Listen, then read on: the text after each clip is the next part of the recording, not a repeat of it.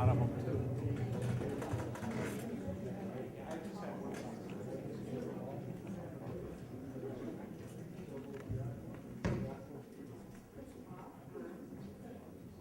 Hello?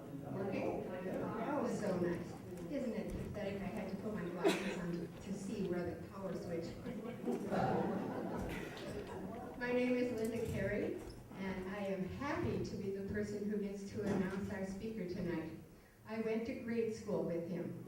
Of course, he is several eons younger than I am. I remember we used to call him Georgie. I just reminded him of that. He said, oh, everybody did, including my mother. So I suppose that's why we did. If his mother called him Georgie, I suppose we all followed suit. He was such a cute little boy. And so well behaved. I don't remember that you ever got in trouble. Never mind. That was very sick. I see. Oh, okay. Well, after having gone through all 8 grades here in Ephraim at the one-room 8th grade school, which I did too, and so did all of us up until they all went to the Gibraltar schools in Fish Creek. Then he went off to Gibraltar, graduated from there, and went to college. He went to the University of Wisconsin in Oshkosh. He graduated with a double degree, but it was triple things: psychology, sociology, and anthropology. He knows a lot, way more than I do, but I get to talk first. He's a great fellow. We all thought so much of him, even though he was a little boy. I think because he never caused me any trouble, I thought he was just fine. He does have an older sister, Gail, and I'm so glad she's not here tonight because she's so beautiful. I hate to be in competition. He says she still is. He became a social worker after his graduation from college in 1969, and he worked for the Department of Human Services in Winnebago County for 33 years. I think that's remarkable. I couldn't have done that work for that long. Similarly, I couldn't be a teacher because they don't let you hit the children. He retired from that job, and he is now a bailiff in the Winnebago County Circuit Court for 8 years. So he evidently has no plans to retire anytime soon. He is here with his wife, Donna. Hi, Donna. And they have 4 children in a combined family, and they now live in Neenah. Larson is a pretty common name up here. Knudsen, Larson, Anderson, all those. But if any of you are old-timers like me, you will remember his father, Morris Larson. You had to be older to call him Maury. I never did that. Actually, I only called him Mr. Larson. He was a very good guy, and he will touch on him a little. He owned that. The service station at the south end of the village, a mobile station. That was not the first thing he did. George told us that his father started out as a carpenter and only did that for a little while. Then he worked in the shipyard for a couple of years, and then he bought this service station and repaired engines. What a work ethic his father had. 364 days a year he worked. He took a half a day off on Christmas. Oh, nobody does that today, do they? Well, I think you're going to enjoy hearing George's reminiscences of what it was like to grow up in Ephraim. We share a love for Ephraim, having grown up here our young lives. I think wherever you grew up makes a huge impression upon you, especially if you move away. I've lived in 4 other states, and I'm so glad to be home again. It's just great to be in Wisconsin. Other people used to say to me, "You're leaving Florida for Wisconsin? Do you understand that that's backwards?" I said, "No, that's frontwards. That's the way I want to do it." And I think George agrees with me. This is a great state. Please join me in welcoming George Larson.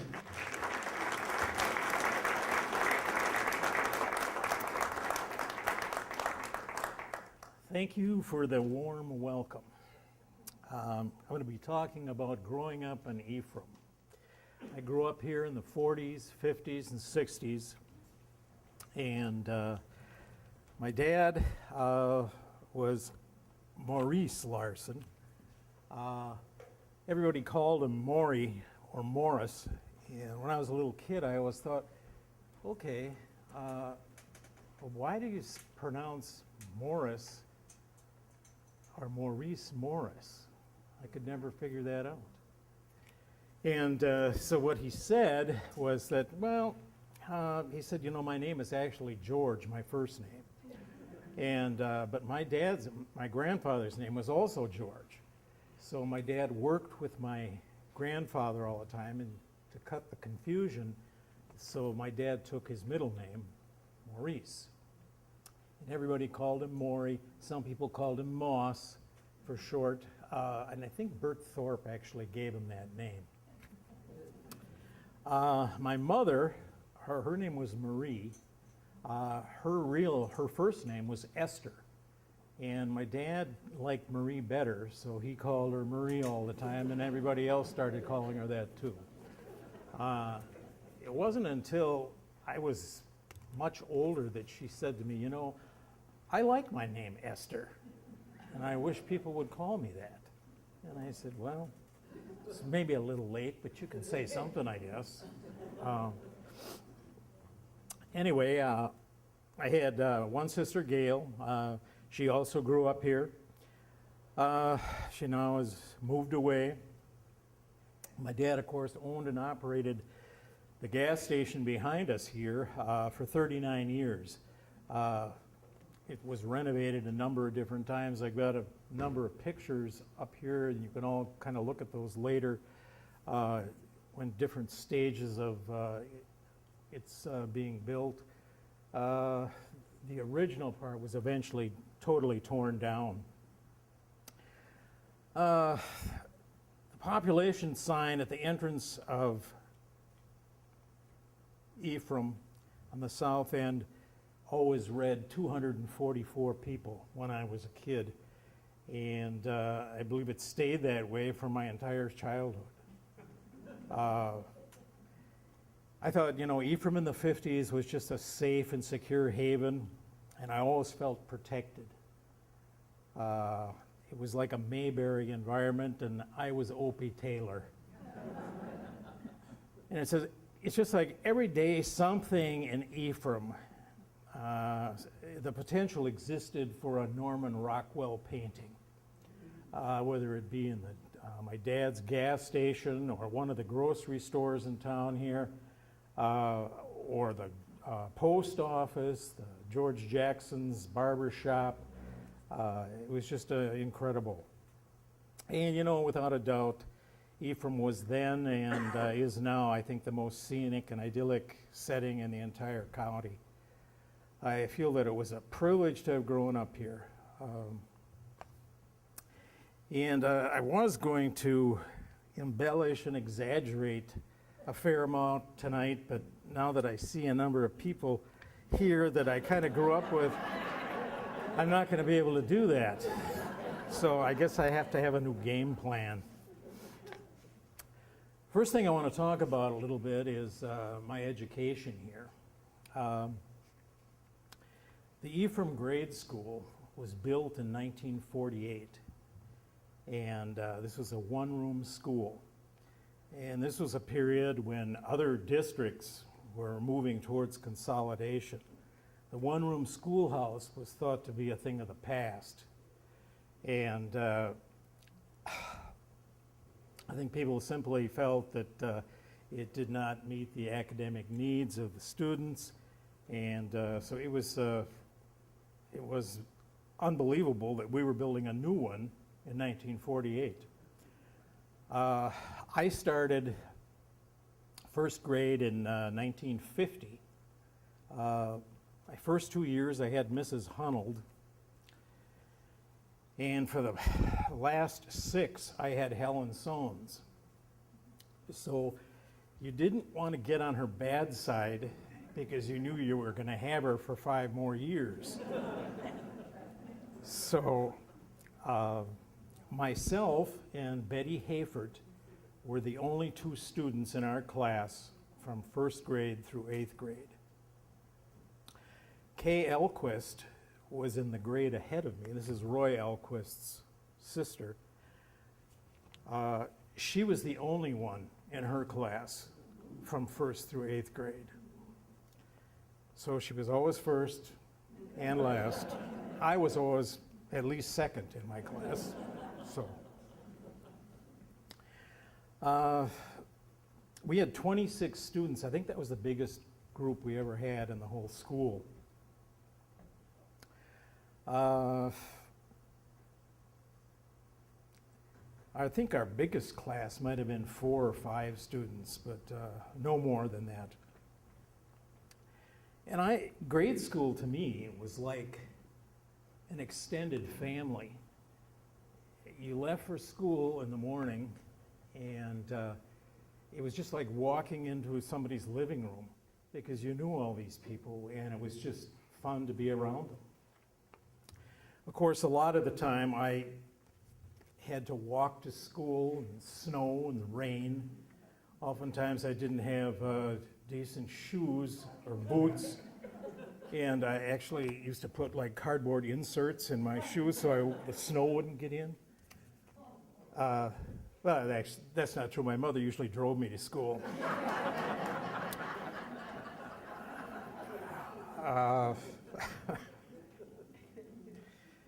Yeah, the experience was just, I thought, just really rewarding. It was as if we were being homeschooled. Now, having 8 grades in one room sounds really confusing and disorganized. You know, you think, how could you possibly learn anything with all this stuff going on in school? But it really wasn't. I feel as though I received a really quality education. In fact, I think I may have learned more in grade school than I did in high school. It's, I think, how you learned and what you learned, well, I think it can be attributed to our teacher. Helen Sones, I think, was an excellent teacher. She was incredibly creative, and she exposed us to a variety of things, which included art and painting and music, ceramics, theater, all of those kinds of things. I was never much of an artist, but my mother used to keep every single thing I ever made in school.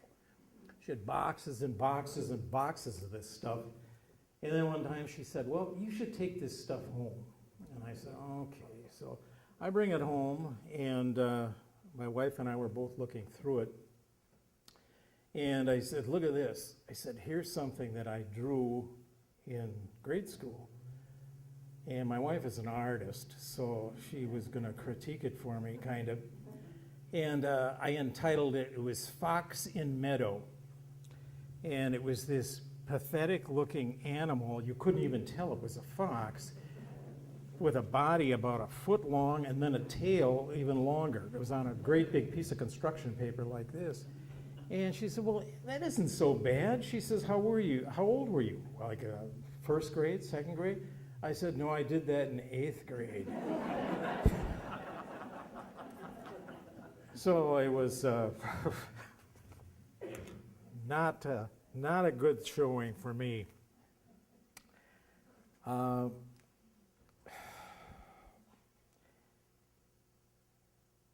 We also did a lot of ceramics in grade school. Eleanor Vochtberg, I don't know if any of you remember her. She lived here for a number of years. Her son also attended the grade school. She would come once a week and show us how to do all these things, and I was never good at that either. I think I made an ashtray that fell apart a week later, but some of the things that people made were very creative and really nice. We'd put on art shows every year at school, and just all kinds of different things. We made marionettes, puppets out of paper mache. Remember, we put on a play one year called Beauty and the Beast, and we had a scroll with a background on it and all those kinds of things. And all the people in the town would turn out for these things because it was like a kind of one of a few things that we did every year. And I think everybody enjoyed it. Our Christmas play was the big event of the year, and that was right here in this room. And we were on this stage, and of course we had curtains. We always had a big Christmas tree right here. The piano was always there, and Helen played the piano. We'd sing songs, and my big claim to fame was in the 7th grade, we did the Christmas Carol, and I was Ebenezer Scrooge. And of course, I never did anything after that again. So. Ernie Anderson was Bob Cratchit, and Phil Statham was Marley's ghost, and Arnie Soanes was Tiny Tim. And we would, when we did our Christmas plays, it was like part of our English or language class. And what we would do is rehearse at the school, and then we'd move down here for the last week or two, and we'd do dress rehearsals, and it was just a lot of fun. And we used to get all these period costumes from Katie Valentine, and I don't know where she got them from, but we had top hats and all of these things, and it was just really, really nice. And we would just have Easter egg hunts, the Valentine's Day parties, Halloween parties, and the kids, the older kids are the ones that always took care of the hiding of the Easter eggs. The 7th and 8th graders got to do all that stuff. And you got to scare the kids at Halloween. It was great. And one of the highlights for us was during the winter months, the mothers of the kids would take turns cooking for us at noon. And of course, they always wanted to impress us, so they do their specialties and all that kind of stuff. And it was really, really nice. One of our students, Pudge Lagerquist's mother, was an unbelievable cake decorator. So she would take everyone that had a birthday, and she would make a special cake for them. And if your birthday was during the summer, she'd still make sure that she made one. And I remember when she made mine, it was a great big boat because my dad sold boats and Evinrude motors. She made this really beautiful boat with an Evinrude motor on the back, and I still don't know how she did it, but it was absolutely gorgeous. Other school activities, Helen Soanes always read to us every morning. She'd have a classic reading, and she'd read a chapter out of that, and we all would just sit there and hang on every word. And remember, she did that. She did it from 1st through 8th grade, and it was just really enjoyable. She played the piano and encouraged us. We did a lot of singing. We had a 4-H group that traveled around different communities and sang. I've got a picture of us up here of that. And Dottie Smith, I don't know if any of you remember Al Smith, Al and Ollie Smith. Al and Ollie had Smith's Restaurant on the north end of the village here. And they had 2 children, Pete and Dottie. Well, her name was Janice, but everybody called her Dottie. And she played the accordion, and she would always, probably 3-4 times a year, Helen Soanes would have her bring her accordion and she'd play. I remember Lady of Spain was the big one.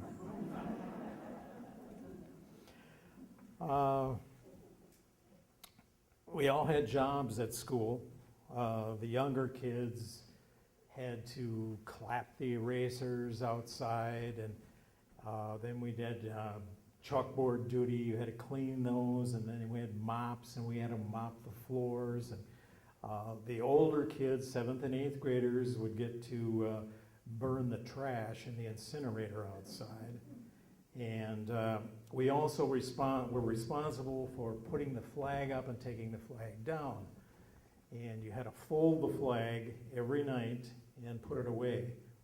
And I remember there were a couple of times when we forgot to take it down, and that didn't go over so good.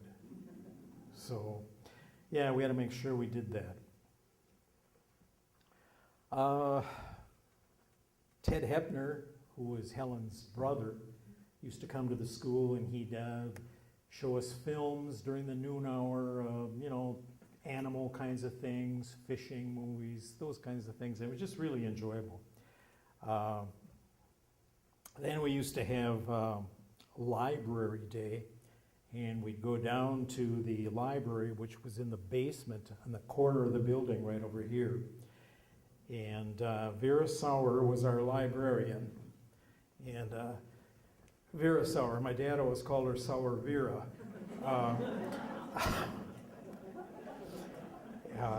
She always had a Christmas party for us. She'd have a tree down there, and she'd hand us treats. She'd bake cookies, and it was just a really enjoyable time. We had a shortcut when we'd go down to the library. Instead of going down the road Q, there was a dirt and rocky path that went down called the Breakneck. I don't know where, well, I guess I do know where it got that name. People would fall, and I don't think anybody got seriously hurt, but we'd a lot of times in the winter, we would slide down on we'd had like a book bag or something, and you'd slide down there, and of course, by the end of the winter, it was completely shot and shredded. So but that's the way we did it. And on the way home, it was almost like the Family Circus cartoon. You never took as the crow flies. It was always winding, and you'd go to this place and that place. We'd go down here to the store, and then we'd come back, and it was just a weird thing. We used to have PTA meetings at the school, and they'd have big potluck suppers. Everybody would bring a dish to pass. And then while the meeting was going on, what we would do was go out and play tag or whatever. So one night, we were all playing. It was probably September. It was a really warm night. I remember this just like it was yesterday. And Pudge Lagerquist, actually his name was Wendell, but nobody ever called him that, even his parents. They all called him Pudge. The only one that called him Wendell was Mrs. Soames.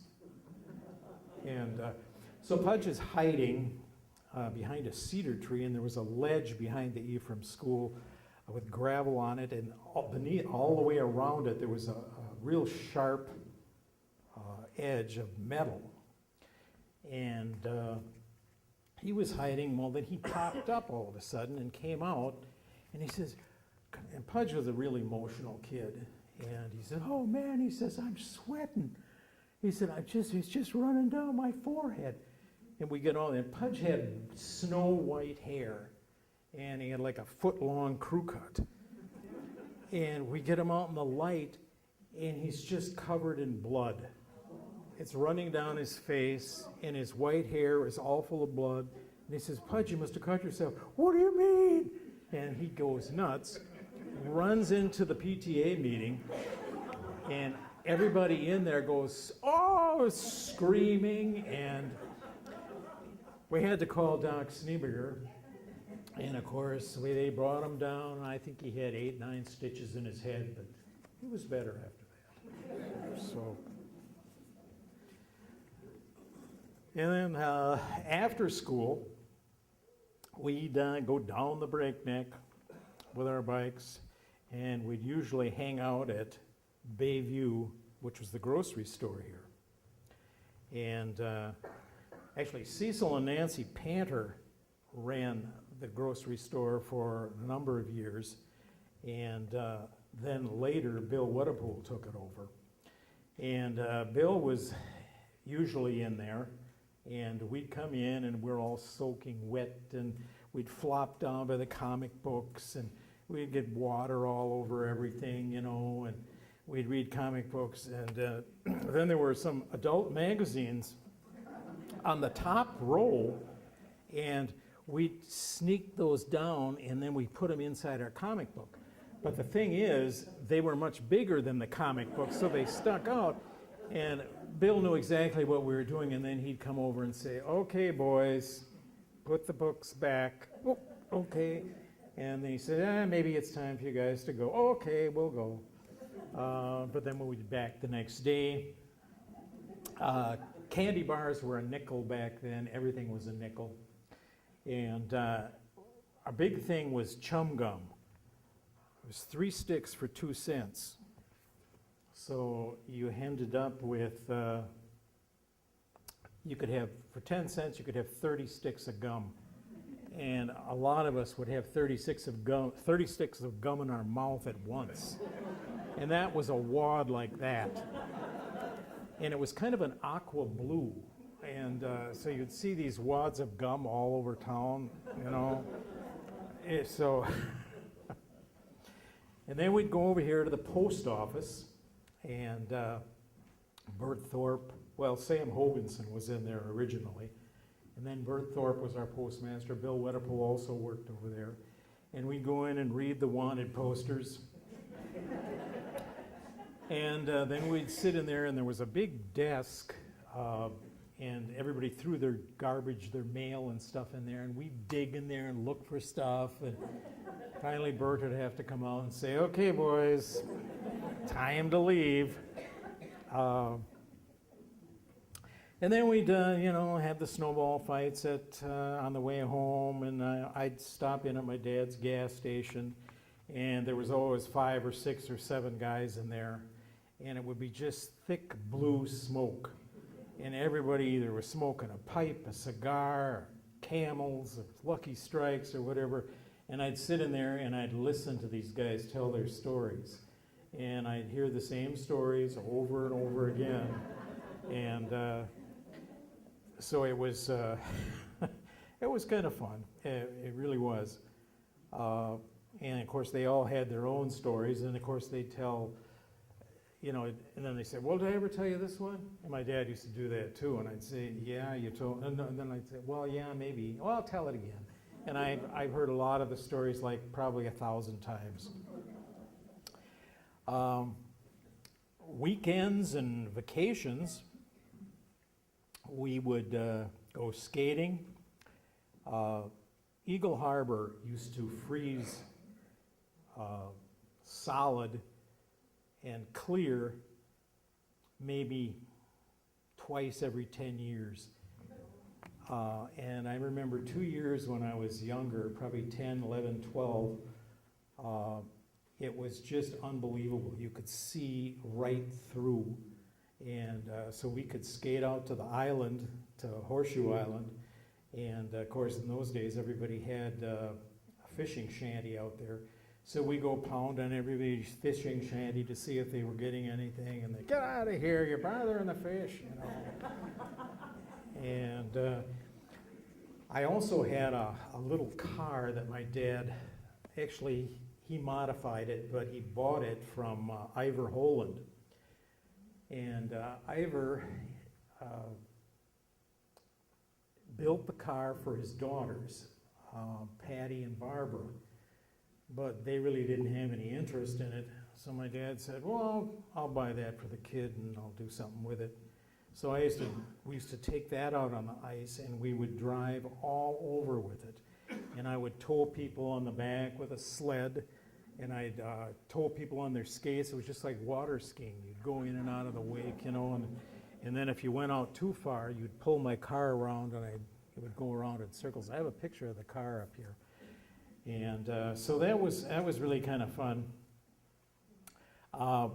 What happened one time, we were down, in fact, it was right out here in front of Bayview.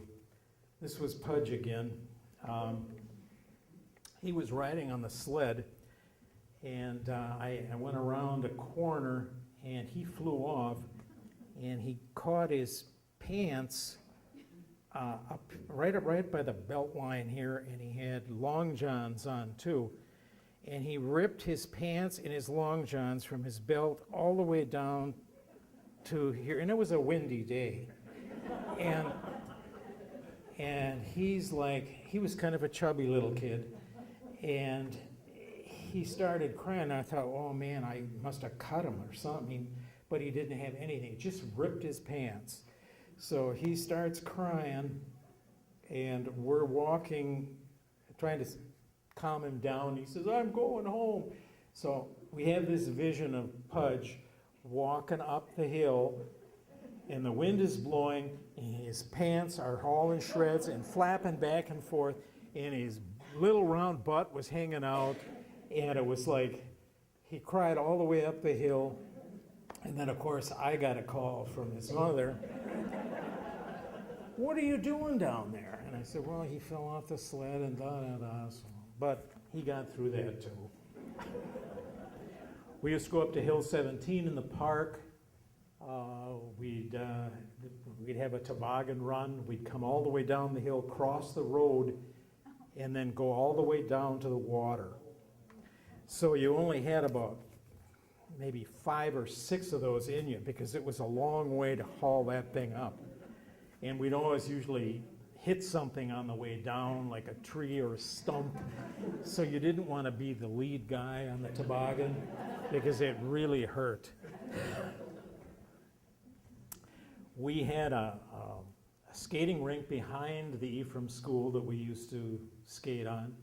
And then we used to skate down on what we used to call the Anderson Swamp. That used to freeze solid. And we used to have bonfires down there. And so it was a really good time. We also had roller skating in here a couple of winters. And that was kind of fun. And then we had a youth center in here as well. And we had pool tables, and you could play music, you could buy popcorn and play pool and all that kind of stuff. And that only lasted a couple of years, though. So, but it was, it was enjoyable. We also had, and they were like little social gatherings, and I don't know, Linda might remember some of this too, at the Knudsen house. And there were like, I don't know, probably 3 or 4 girls and 3 or 4 guys that used to come up. And then we'd have snacks, and we were supposed to like dance with the girls and stuff. And then the guys would stand on one side, and the girls would stand the other, and we'd just giggle at each other. And that didn't last too long, I don't think, but I know it was at least one winter we did that. Do you remember that, Linda?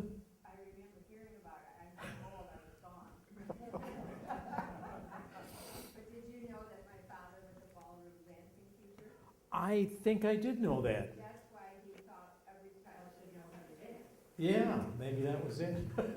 But I don't think we learned very much. We just wanted to goof around all the time. But it was fun. We also had a Boy Scout troop, Troop 24. And Eugene Glasser, who was Reverend Eugene Glasser, was our minister at the Moravian Church. And he took on this responsibility, and I am sure he regretted it the rest of his life. I'm trying to remember how many people. I think we had about 5 or 6 scouts, and he would try to teach us things, and we just didn't get it. We couldn't do anything right. He tried to teach us Morse code once, and we couldn't do that. And of course, the Three Stooges were real popular then, so all we would do is Three Stooge routines, and he'd try to get us to march.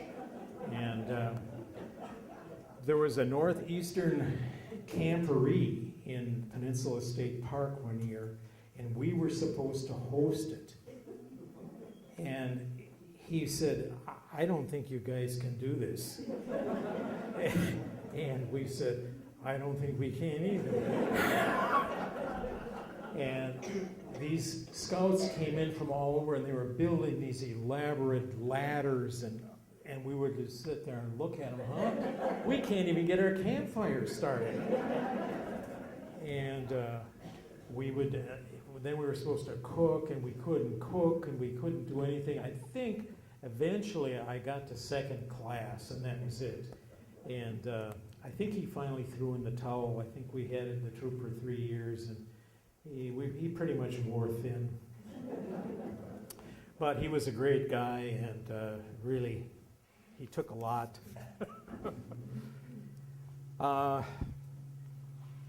Oftentimes, in the spring, we used to have a smelt run used to come in. And it was, my dad was right on the creek. And if you say creek, you're not from around here.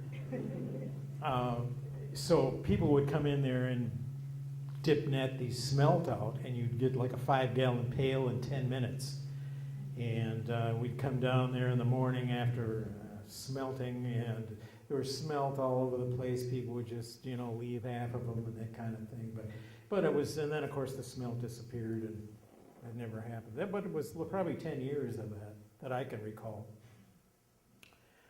My early childhood, I used to hang out in the woods with my dog Teddy all the time. And I was probably 6, 7, 8. I'd get up in the morning and we'd go head out. I'd fish in the creek all the time. The DNR had planted brook trout in there. And I'm not sure I was supposed to catch them or not. I don't think I had a license or anything then, but I'd catch them. Bring them home, my mother would fry them up. Then we had a big beaver dam behind our house, probably a half a mile up. I used to go up there all the time and hang out with my dog. We'd sit there and watch the beavers build their dams and stuff like that. It was fun. I used to also enjoy going down to my grandpa's farm, my dad's dad. I have a picture of that up here too. And we used to hang out down there, and I used to try to envision what it would like to be there because it was abandoned. And most of the buildings had fallen down already except for the house. But they had a great big barn. They had a summer kitchen. My grandfather was a boat builder and a contractor, so he had different buildings for different things. And we'd go in there and we'd try to think of what he built here and what he built there, that kind of thing. It was just kind of fun. It was just great. I used to, Brookside Tea Garden was just down the road from me. And in the summer, it was only open during the summer, and my Aunt Hilda, Liz's grandmother, would bake us little loaves of bread, like miniature sizes, because we were kids. And so we'd go down there and she'd give them to us, but she had the most phenomenal baking abilities. And she had made Swedish bread and white bread and cakes and cupcakes and all of this stuff. And it was just, you'd walk down there, you could smell it early in the morning, kind of just drifting through the neighborhood, And my Uncle Al also had an ice business when I was really young. And he had a big ice house in the back. And they'd cut ice in the winter, and then they'd store it in this ice house and cover it with sawdust so it wouldn't melt, and it wouldn't melt together, and the sawdust would keep it apart. Well, we'd always go in there and play in the summer and dust off the sawdust, and every time he'd catch us in there, he'd say, "Get out of here, you're going to melt the ice." And his son, Wayne, was the ice man. He would deliver the ice, and we had an ice box on our porch, and I can always remember him pulling up. He had one of these big leather aprons on and then a thing across his shoulder. And he'd bring the ice with ice tongs, throw it in there, and off he'd go. And we eventually did get power in the house, and we did have a real refrigerator. Um, and I used to spend a lot of time over at the Olsons, Priscilla and Bruce. They lived just down the road from me. And I thought Bruce was absolutely the coolest guy around. He knew so much stuff, and I couldn't figure out how he could know so much. And I knew that he knew how to make fuses, and I knew he knew how to make firecrackers and gunpowder. And he taught me how to make fuses, but he said, I'm not going to teach you how to make anything else, because that would not be good for you. He was a ham radio operator, and I thought that was just the neatest thing. I used to go on, he had a garbage route in town, and I used to ride with him on those. And they had chickens, they raised chickens, and I used to collect the eggs for them. And Bruce also raised Angora rabbits, and I used to feed the rabbits, and I had to go out in their garden and pick vegetables for them and bring them in. And I don't know, I was over there from morning till night, and they must have gotten sick of me, but they never said anything. They never said, go home. And Priscilla and Bruce's mom used to make me cookies and stuff and send them home with me, and I'd stay over there. And they were one of the first people in town to have a television set, so I'd sit over there and watch television. Of course, we only got one channel back then, but it was all right. But that was a lot of fun. One day, I was out collecting eggs, and I decided to climb a tree back there, and I fell halfway up the tree and into the crotch of the tree, and I was hanging by one leg upside down. And I was probably maybe 8, and I was screaming and screaming because I could not get up, and I didn't think I thought I was going to die. Finally, Mrs. Olson came out, and she found me, and I'm like, my head was like totally red, and I was hysterical, and she finally got me out, and oh man, I was very thankful for that. Used to do a lot of fishing with my dad and my Uncle Reuben on Sunday. That was fish day. We'd go out and catch perch, and we'd have a big dip net there, and my dad would be filled with beer and pop for me, of course. And we'd sit out there off the bluff, and that was when fish were plentiful. And we used to catch 30, 40 perch in a couple of hours, and home we'd go. My dad built me a boat, a flat bottom boat, and I used to go fish by myself. I used to row out different places, different sets of cribs in town and all that. And so that was fun too. My mom used to do a lot of canning, and we used to pick blackberries in the park, raspberries. She'd make us, my sister and I, we'd always have to go, and she'd make a big thing of lemonade, and we'd have to hang out all day in the woods, and we'd get mosquito bites, and oh man. But it was worth it because we always had stuff to eat during the winter, you know how that goes. Then I took a job working over at Art Ullman. Art Ullman had a kind of a little truck farm in town here, and he raised a lot of different things. Peas and beans and tomatoes, and I had to pick beans for him. And I only did that for about a month because I never got a break, and he never offered me a drink of anything. And I thought, this isn't going to work. So when I was 9 years old, I got my first lawn cutting job. And I cut lawn for Mrs. Plum. And she lived right across from the Brookside Tea Garden. And I cut her lawn, and it was a pretty good sized lawn. And then I'd have to rake it. She always made me rake it. So it took me a long time. You know, I was 9 years old. And I'd get $3, which was a lot of money back then.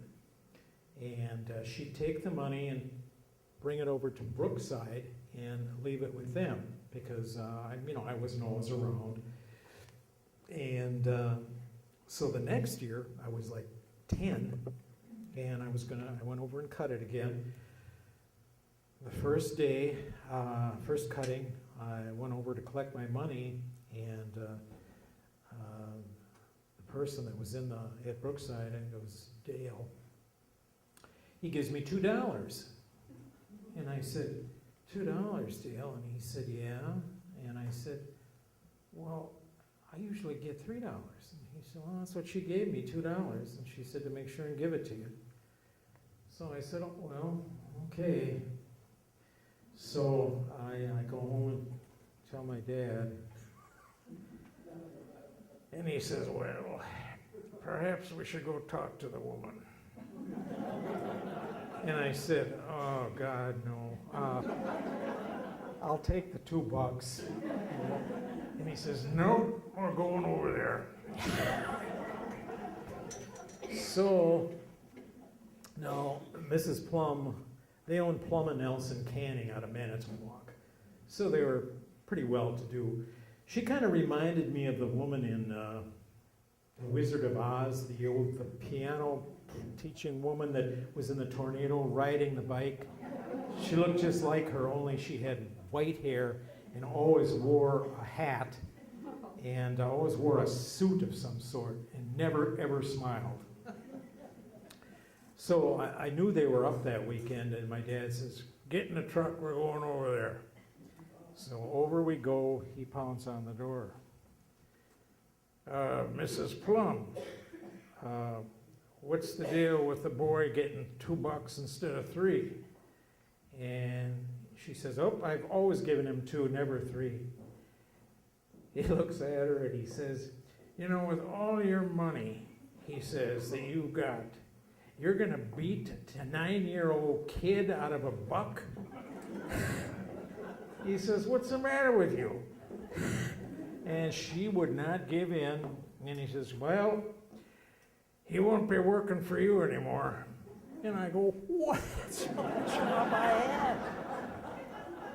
So I said, I said, well, now what? And the only good thing about that is she couldn't find anybody else to cut her lawn for, I think, most of the summer. When she did get somebody, it was like 2.5 feet tall. He charged her $25. So, you know, that was kind of sweet revenge, I guess. After that, I started cutting grass for Selden Olson. Cut at the hillside. He also worked for Dr. Stormont in town. I used to cut their lawn.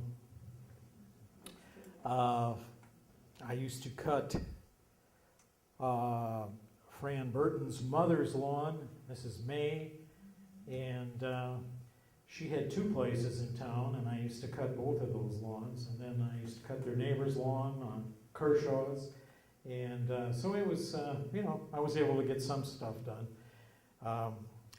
Then we also picked cherries, and I think a couple of people that I know here used to pick with me sometimes, and we'd pick probably 2 weeks, and we always picked cherries at the same place, and it was Dick Baker, although I think he pronounced it Beecher. He was an old bachelor, and he was a real character. And we'd go up there, and of course we'd get into cherry fights, and we'd wait until somebody was up on the highest ladder, and then open up on him, and his T-shirt would be just covered with cherry juice. And I think we got 15 or 20 cents a pail for that, and that was our fair money. You made about $20 maybe in 2 weeks if you were lucky. And in those days, they had a lot of migrants that came up. A lot of Mexicans, Jamaicans, Indians, and they'd all pick with us. And some of these guys could pick 100 pails a day. And of course, we'd pick maybe 4 or 5. And I remember Mark's little brother, Paulie, went with us one time, and he was real careful to pick the whole pail and to make sure that the stems were still on the cherries. And that's not the way you do it. And of course, he was so proud. He brought his pail of cherries in, and of course, the teacher looked at him and says, "What's this? You can't do that." And so I don't know if he picked any more for us. Mark and Bob, you guys both went, didn't you? Yeah, sure.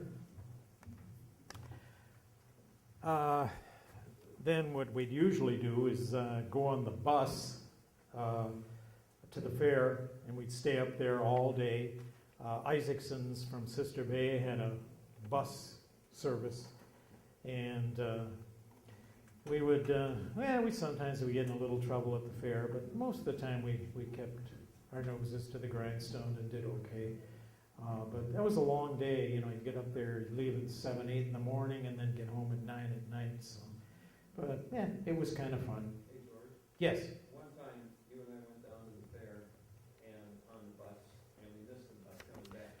We did, I remember that. So your dad and my dad both drove down and picked us up. They drove together, and that was the day that we were misbehaving, of course, at the fair, and some guy tossed a paper cup at us and said, "Young punks, you need it every time." That's true.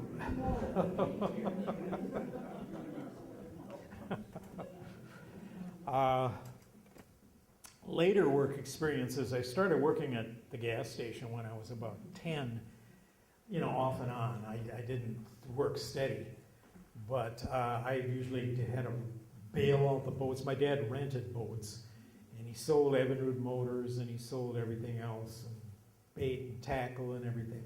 My job was always to bail the boats if it rained, and it was a horrible job. I hated it. And then he'd make me paint or wash a car, or wax a car.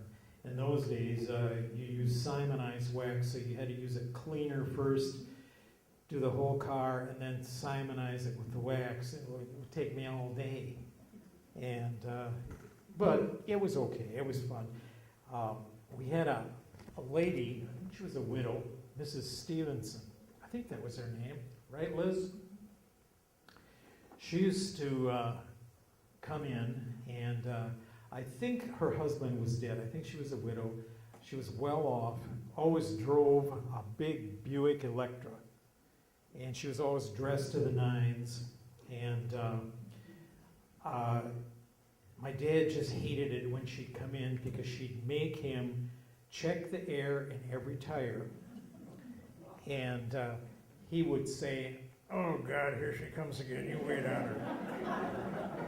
And I would say, "Well, okay."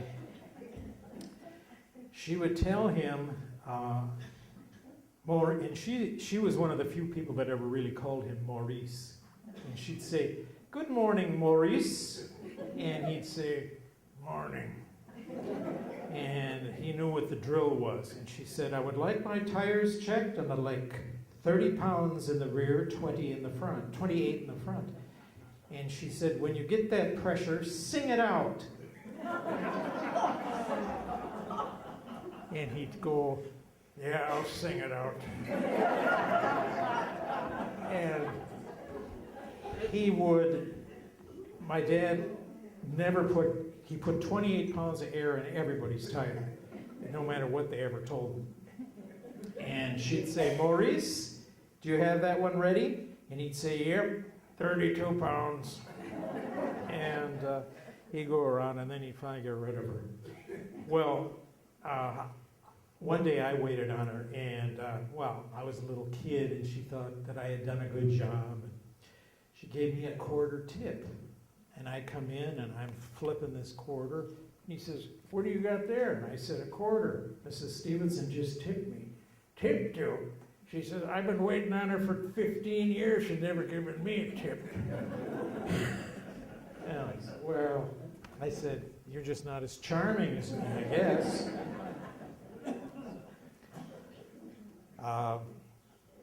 I tell you, there wasn't a day that went by at the gas station that we didn't have something to laugh hysterically about. And it was usually something he said to somebody.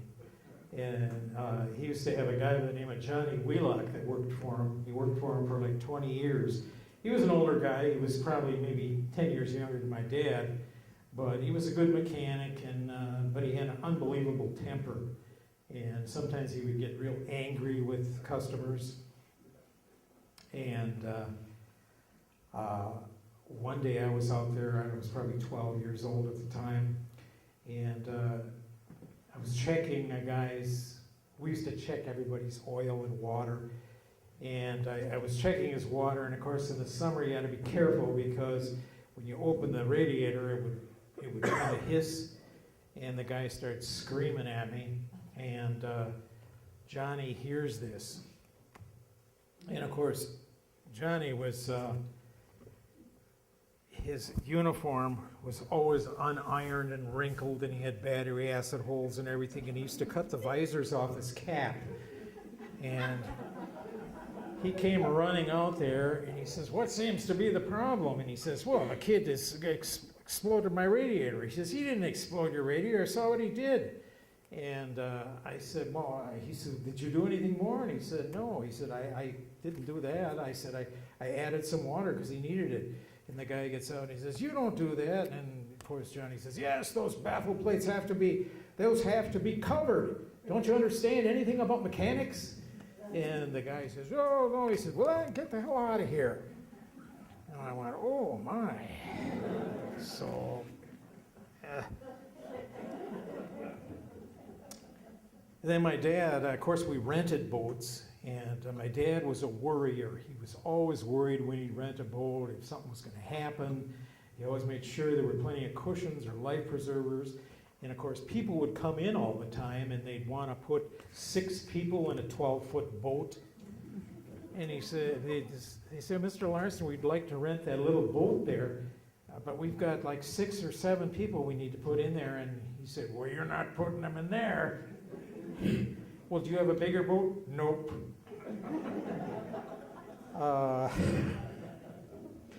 Or if there was the slightest bit rough out, people would come in and say, "We'd like to rent a boat today, Mr. Larson." He'd say, "No, you can't rent a boat, rough seas." And they'd say, "Rough seas? Isn't this is Green Bay. This is a harbor, right?" "Yes, still rough seas. Can't you see that out there?" And whoever was there with me working, we'd laugh like lunatics. And then he'd look at us, and then after a while he'd say, "Well, it wasn't that funny."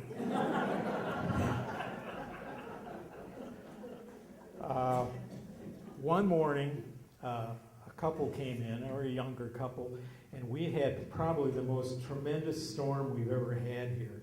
Sailboats had been tipped over, and it was just unbelievable. Trees were on the ground, and the guy says to my dad, "Mr. Larson, is the weather like this? Is it like this up here all the time?" And my dad looked at him and he says, "Yep. Every damn day of the year," he says, "it blows like this till the trees bend over and touch the ground, and we get about 3 inches of water." And the guy looks at his wife and he goes, "Oh, my. Well, maybe we shouldn't rent a boat then." And then he said, "No," he says, "I was just kidding you." So,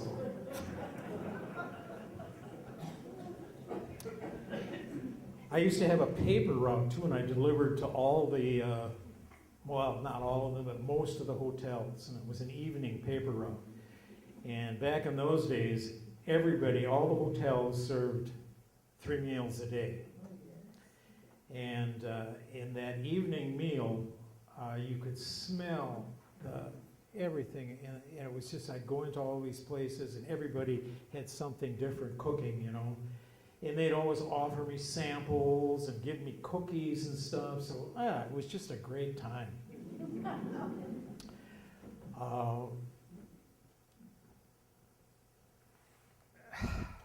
Okay, summer fun.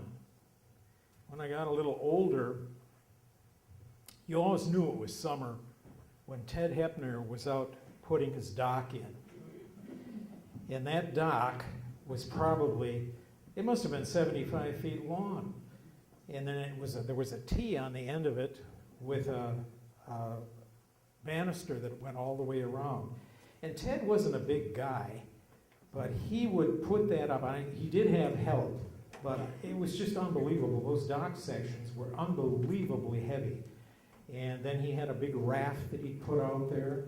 And so it was that was just a lot of fun. He would put that up, and then of course Floyd Knudsen would be planting petunias in the walkway down on Evergreen Beach, so you knew summer was coming. In those days, Memorial Day was the big day, and then nobody showed up in Ephraim until after the 4th of July. And even then, probably the last 2 weeks of July and the month of August were the big times. And then Labor Day, everything shut down. And I can remember at 10 o'clock when we were working at the gas station, you could go lie down on the road and a car would not be coming from either way. It was always kind of sad because all the summer people were gone, and it was back to the old 244 people again.